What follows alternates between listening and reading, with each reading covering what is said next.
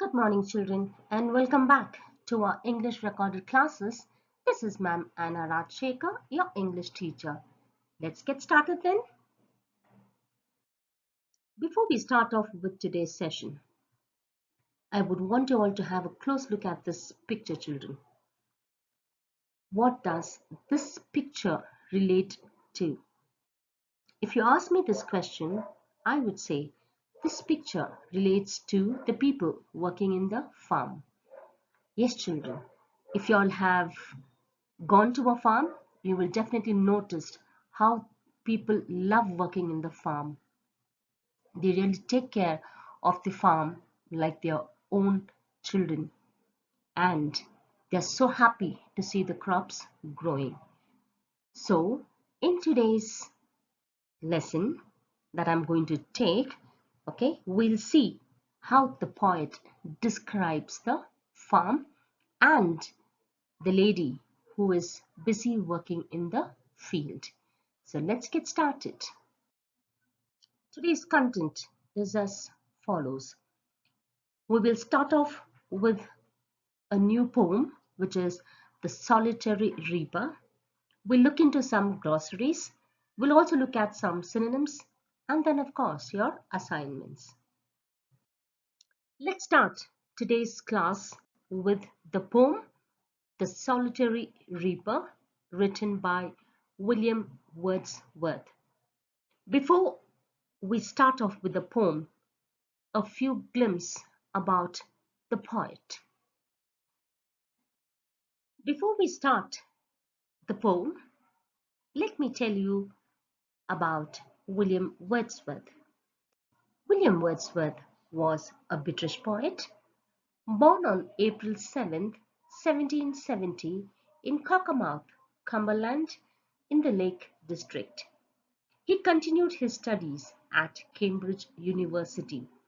He made his debut as a writer in 1787 when he published a sonnet in the European magazine. He wrote several poems, including the enigmatic Lucy poems.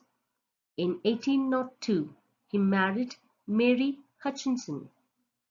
He was also appointed official distributor of stamps for Westmoreland. He spent the rest of his life in Riddlemount, Ambleside, and William Wordsworth died on April 23, 1850.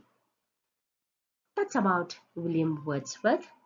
Now, before we get into the poem, children, there are a few changes that I have done when it comes to my teaching.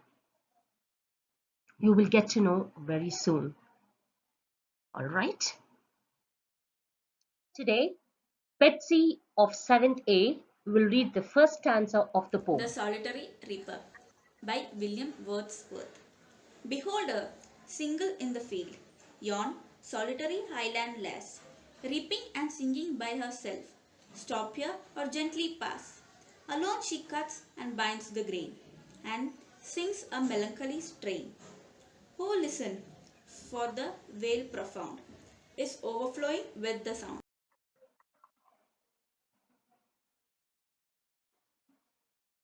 Yashes from 7th B will read the second stanza. No nightingale didn't ever chant more welcome notes to weary bands of travelers in some shady haunt among Arabian sands. A voice so thrilling never was heard in springtime from the cuckoo bird, breaking the silence of the seas among the farthest Hebrides.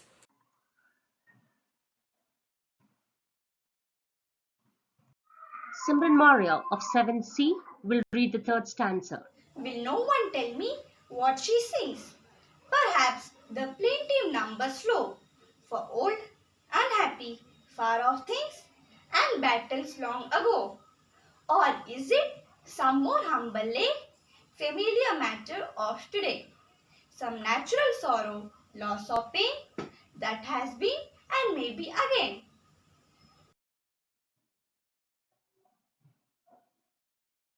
Pratibha of 7th D will read the last stanza of the poem.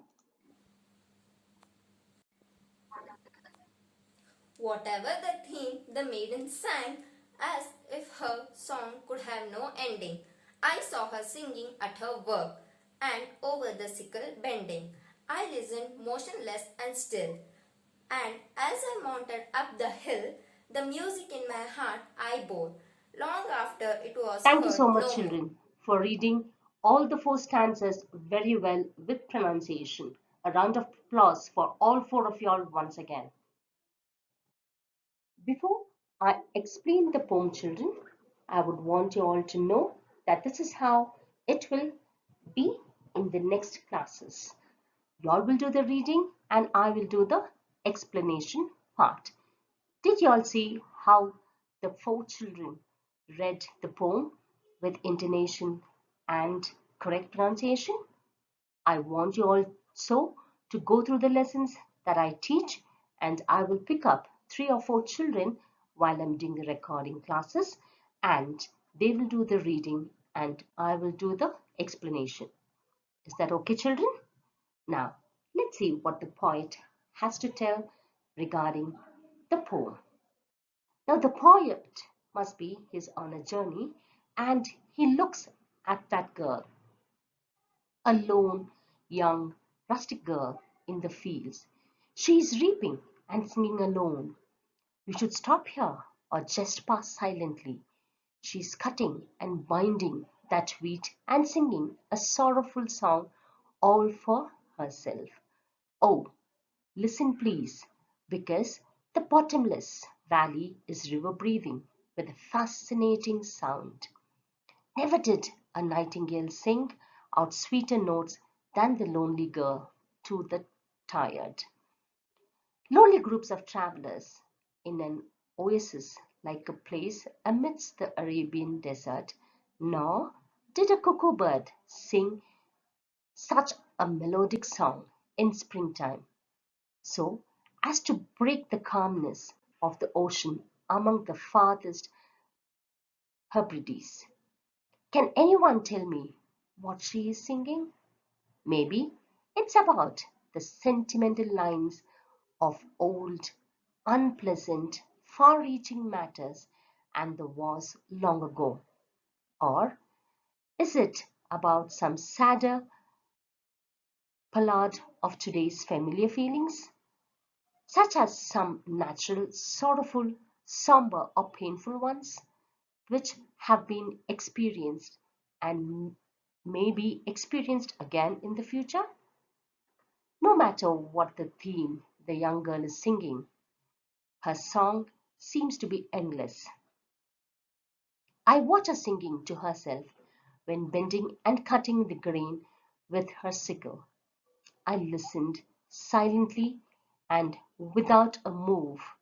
Then, when I climbed up the mountain, the melody of the song was still lingering in my mind long after it was not being heard anymore. So, this is how the poet portrays the girl who is working in the field. It's really a wonderful imagination by the poet. Hope you all have understood it, children.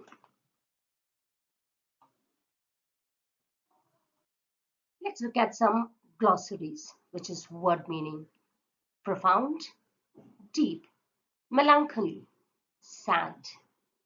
Hebrides, group of islands. Chant, sing.